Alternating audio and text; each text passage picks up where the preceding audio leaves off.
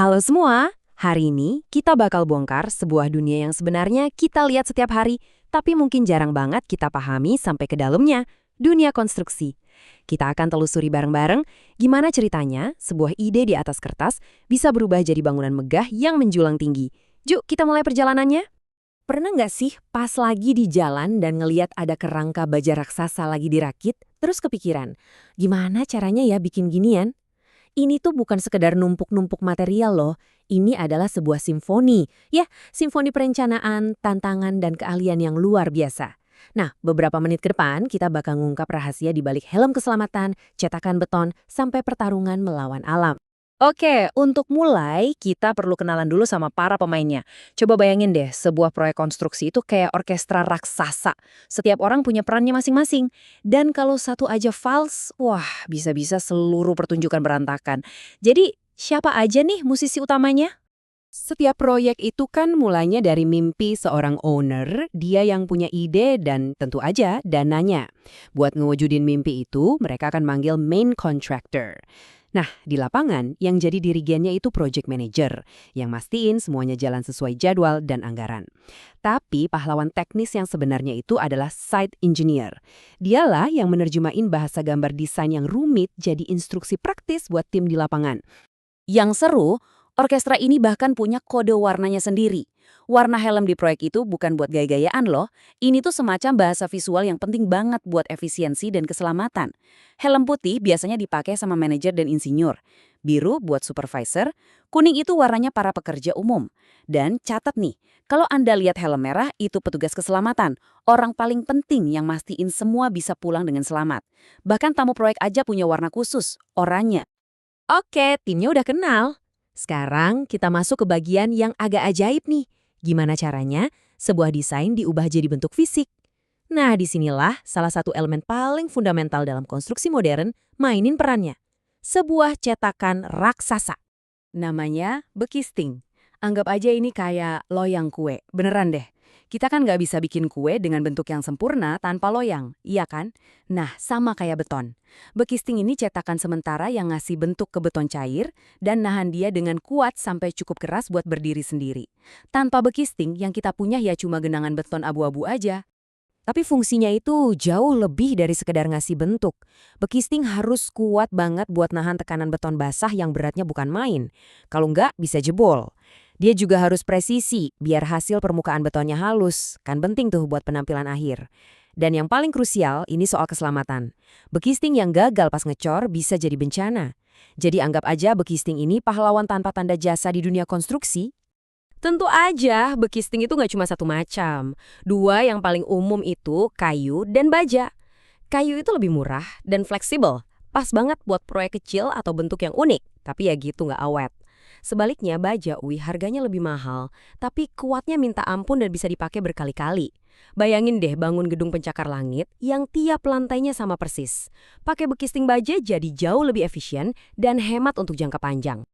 Oke, orkestranya siap, cetakannya udah ada. Sekarang, waktunya kita isi cetakan itu dengan bahan utamanya, beton.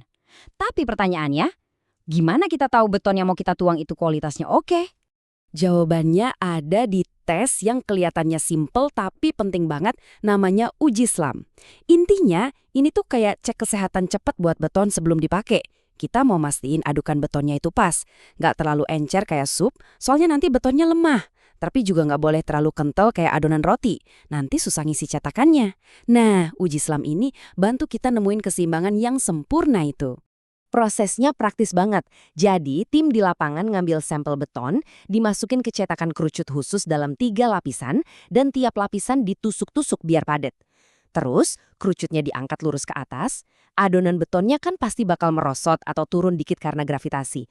Nah, seberapa jauh dia turun, itulah nilai SLAM-nya. Tes cepat ini mastiin tiap truk beton yang datang udah sesuai spek sebelum jadi bagian permanen dari bangunan. Sampai sini, kedengerannya semua serba terencana ya. Ada tim, ada cetakan, bahan juga udah dites. Tapi, di dunia nyata, proyek konstruksi itu selalu penuh kejutan.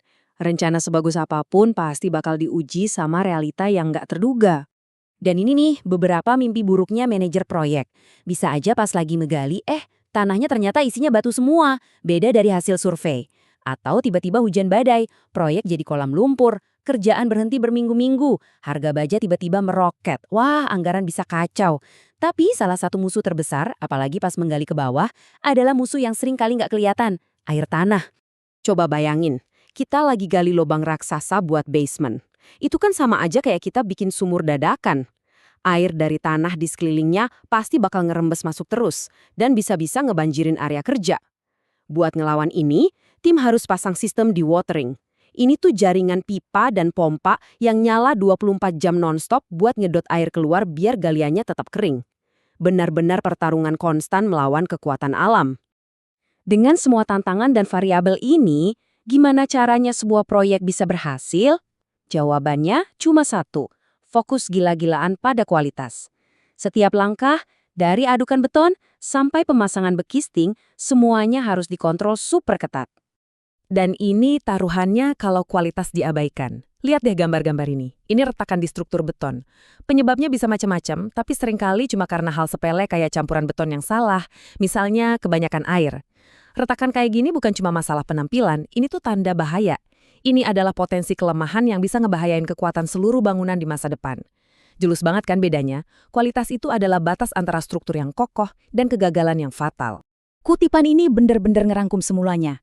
Keberhasilan struktur beton dimulai dari proses pencampuran, penuangan, dan perawatan. Jadi, suksesnya itu bukan pas peresmian atau pas gedungnya jadi, tapi semuanya ditentukan dari detik pertama semen ketemu air. Setiap detail kecil dalam proses itu yang nentuin apakah sebuah bangunan bakal berdiri kokoh buat generasi-generasi mendatang. Jadi, lain kali Anda lewat sebuah lokasi konstruksi atau menatap gedung pencakar langit di Cakrawala, mungkin Anda akan melihatnya dengan cara yang beda. Bukan lagi sekedar tumpukan baja dan beton, tapi sebuah simfoni yang luar biasa dari perencanaan, keringat, dan ketekunan. Anda akan melihat kisah tak terlihat yang menjulang tinggi di hadapan Anda.